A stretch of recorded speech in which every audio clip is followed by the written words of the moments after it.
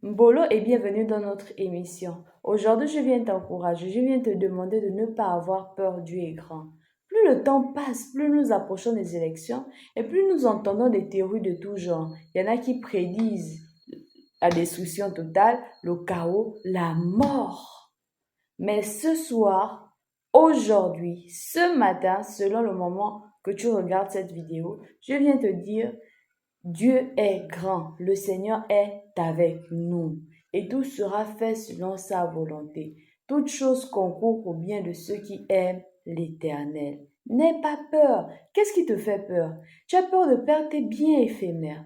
Tu as peur de perdre tes enfants, ton mari ou de vivre des moments sanglants. Est-ce que c'est ce qui devrait vraiment te faire peur ou au contraire, c'est risquer par exemple de rater le salut, c'est manquer le salut qui sait que de l'autre côté c'est pour l'éternité. Soit tu as la vie éternelle, soit tu as la mort éternelle. Qu'est-ce qui devrait réellement t'effrayer? En parcourant ma Bible, dans Genèse 18, verset 20, lorsque le Seigneur s'est approché d'Abraham en Genèse 18, verset 20, pour l'annoncer ses desseins, tellement le péché avait, on peut dire, élu domicile à Sodome et Gomorrhe. Sodome et Gomorrhe était un lieu où régnait le péché, où régnait tout ce qui était malsain. Pour éradiquer ce fléau, le Seigneur décide de détruire Sodome et Gomorrhe. Mais lorsque le Seigneur présente son dessein, lorsque le Seigneur présente son dessein à Abraham, Abraham songe à son neveu Lot. Il rentre dans les négociations avec le Seigneur. Tu peux ouvrir ta Bible en Genèse 18 à partir du verset 20 jusqu'au verset, je vais vérifier, jusqu'au verset 32. Tu verras comment Abraham rentre dans les négociations avec le Seigneur. En Genèse 18, versets 20 à 32, tu vas voir comment Abraham rentre dans la négociation avec le Seigneur. Il implore le Seigneur, il supplie le Seigneur que Dieu, Papa, ne détruis pas Sodome et Gomorrhe, ne détruis pas Sodome et Gomorrhe. Est-ce que tu vas laisser le juste mourir avec le méchant? Est-ce que tu vas laisser les personnes qui te craignent, les personnes qui te servent, mourir avec celles qui ne te servent pas? Seigneur, tu n'es pas comme ça. Est-ce que les innocents doivent payer pour les coupables? Est-ce que nous devons payer pour les péchés des autres? Nous qui te servons, nous qui te craignons. Abraham a engagé la négociation. Et après, il dit encore au Seigneur pour la dernière fois, Seigneur, je t'en prie, ne te fâche pas. C'est la dernière fois que je parle. S'ils sont peut-être seulement 10,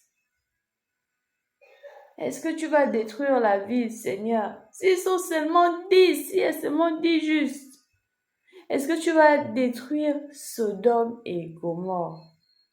Le Seigneur de lui répond, à cause de 10 justes, je ne détruirai pas la ville. Nous sommes dans une période électorale. Nous traversons une phase électorale et la peur règne dans les maisons. La peur règne dans les cœurs des chrétiens. Il y en a qui disent même, qui découragent même certains que, oh, bientôt, n'allons même plus à l'église. Le Seigneur a dit à Abraham, à cause de 10 justes, je ne détruirai pas cette ville. Il y a combien de justes au Gabon? Il y a combien de justes au Gabon? Le Seigneur écoute encore la prière des justes. Il tend encore les oreilles pour écouter les cris des justes.